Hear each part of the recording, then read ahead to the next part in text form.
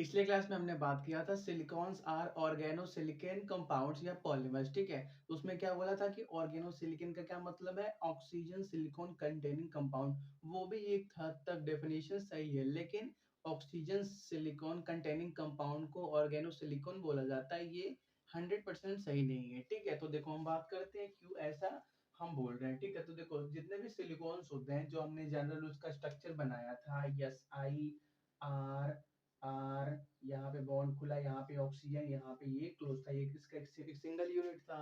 जितने भी आपके सिलिकॉन होते हैं उसके अंदर क्या होते हैं, ऑर्गेनिक मॉलिक्यूल्स, मतलब ऑर्गेनिक मॉलिक्यूल्स होते हैं। ये आर क्या था, आर आपका एल्काइल या अराइल था, पिछली क्लास में ही देखा था। Attach to silicon giving rise to SI bond at the end, जो क्या होते हैं सिलिकॉन से अटैच होते हैं, वो क्या होते हैं लास्ट में क्या होते हैं एस आई सी बॉन्ड का फॉर्मेशन करते हैं। आर में क्या होता है, मेनली कार्बन और हाइड्रोजन होते हैं। सपोज कर लो CH3 ही है तो वो CH3 से जुड़ा हुआ है, तो SiCH3, तो लास्ट में क्या है SiC बॉन्ड का फॉर्मेशन हुआ है। ठीक है, तो SiC बॉन्ड का फॉर्मेशन हुआ इस वजह से, for this reason they are also called organosilicon compound. Organosilicon का मतलब अब क्लियर हुआ।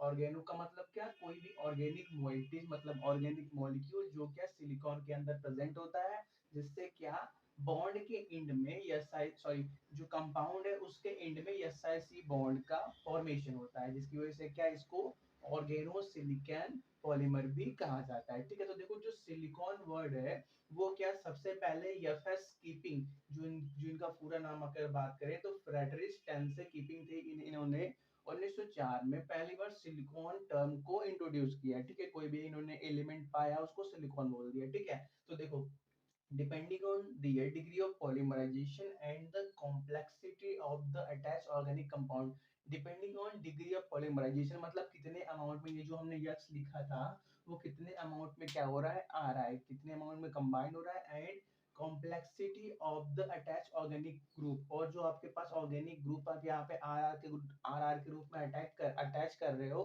वो कैसा है, सिंपल है कि कॉम्प्लेक्स है, और कैसे अरेंज है उनके एलिमेंट, जैसे फिनाइल हो गया उसके अंदर क्या अलग तरह से अरेंज होंगे, मिथाइल है उसके अंदर अलग तरह से अरेंज होंगे। तो उन सभी बेसिस पे जो आपके सिलिकॉन्स होते हैं अलग अलग फॉर्म में क्या कर सकते हैं, एग्जिस्ट कर सकते हैं, जैसे oils, grease, rubber like substance और रेजिन्स क्या होते हैं आगे की क्लास में पूरा देखने वाले। ठीक है, अभी बस इतना देख लो कि depending on degree of polymerization and complexity of attach organic compound, इन दोनों के बेसिस पे आपके सिलिकॉन्स अलग अलग टाइप में पाए जा सकते हैं। ठीक है, इनको नोट करो।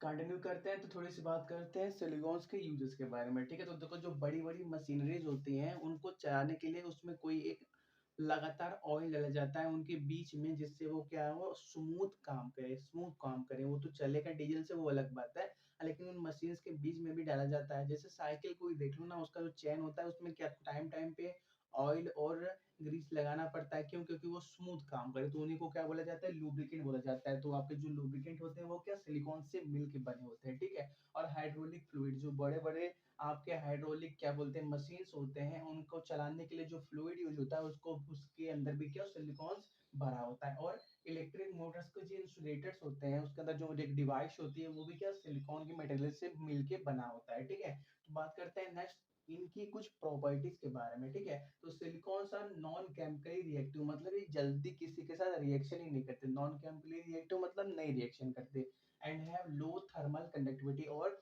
हीट को कंडक्ट करने की जो टेंडेंसी होती है वो इनका सिलिकॉन्स का बहुत ही कम है। ठीक है, सिलिकॉन्स टॉक्सिसिटी इज आल्सो लो। देखो कोई भी मटेरियल है, ठीक है, सपोज कर लो कोई एक बर्तन है खाना खाने वाला, अगर वो सिलिकॉन के मटेरियल से मिलके बना है तो उसमें टॉक्सिसिटी कम होगी। आपको मालूम है कुछ ऐसे भी क्या बोलते हैं एलिमेंट के क्या बोलते हैं बर्तन बनते हैं जो टाइम पे वक्त वक्त पे जब टाइम उसका पास होता है तो वो क्या टॉक्सिक बन जाते हैं, मतलब का जहरीले बन जाते हैं। लेकिन इसके साथ ऐसा कुछ नहीं है, अगर कोई एक ऐसा बर्तन है जो सिलिकॉन मटेरियल से मिलकर बना है तो वो उसका टॉक्सिसिटी बहुत ही कम होता है, कितना भी टाइम बीत जाए 10 साल 20 साल, वो उसके अंदर जो जहरीलापन होता है वो बहुत ही कम आता है। ऐसा क्यों होता है, क्योंकि देखो ना कोई भी बर्तन है गैस पे जलेगा तो हीट पाएगा तो उस केमिकल रिएक्शन करेगा। लेकिन जब ये नॉन केमिकली रिएक्टिव है तो रिएक्शन क्यों करेंगे। ठीक है, तो देखो नेक्स्ट बात करते हैं। Silicon has a high resistance to oxygen, ozone and UV light. वही बात है, क्योंकि ये नॉन केमिकली रिएक्टिव है तो ये ऑक्सीजन, ओजोन या यूवी लाइट के प्रेजेंस में आके अपने आप को इफेक्ट नहीं डालते, मतलब उससे दूर ही रहते हैं, उससे कुछ फर्क नहीं पड़ता उनको, ठीक है। नेक्स्ट है हमारे पास silicon is electrically insulative as well as conductive. देखो, अगर बात करें हीट के मतलब थर्मल कंडक्शन के तो इनका बहुत ही लो होता है, लेकिन अगर बात करें इलेक्ट्रिसिटी के कंडक्शन की तो depending on their degree of polymerization की इसके अंदर के मॉलिक्यूल्स किस ऑर्डर में अरेंज है और कितने अरेंज है, ये कंडक्टिव और इंसुलेटिव दोनों फॉर्म में क्या कर सकता है, बिहेव कर सकता है, ठीक है। इनको नोट करो। तो करते क्या है, दो क्वेश्चन के साथ इस क्लास को कंप्लीट करते हैं, ठीक है। तो देखो, पहला है silicon can not be used as, silicon क्या के रूप में यूज नहीं किया जा सकता, ठीक है। Vanishing cream, lubricant, grease, insulators for electric motors. तो हमने क्या देखा कि ये लुब्रिकेंट, ग्रीस और इंसुलेटर्स फॉर इलेक्ट्रिकल मोटर्स के पार्ट्स के रूप में जो मटेरियल यूज होता है वो सिलिकॉन से मिलके बनता है। लेकिन वैनिशिंग क्रीम को सिलिकॉन से नहीं बना सकते, मतलब हमारा करेक्ट ऑप्शन कौन सा हो गया, ए हो गया, ठीक है। Which can not be used as silicones can not be used as vanishing cream, ठीक है। सेकंड है हमारे पास सिलिकॉन्स है का जनरल फॉर्मूला बताना है, ठीक है। तो हमने क्या देखा था, सिलिकॉन्स का जनरल फॉर्मूला क्या होता है, यस आई आर आर, यहाँ पे एक ऑक्सीजन, यहाँ पे बॉन्ड ओपन, यहाँ पे बॉन्ड ओपन, ये उसका जनरल फॉर्मूला होता है। यहाँ पे यक्स लगा होता है या एन लगा होता है, यक्स लिखो या एन लिखो, वो क्या होगा, नंबरिंग इंडिकेट करेगा, ठीक है। तो देखो कौन इससे मैच कर रहा है, ये थर्ड वाला R2SiO N, ठीक है। तो क्या हो गया हमारे पास इसका जनरल फॉर्मूला ये हो गया, ठीक है। इनको नोट करो।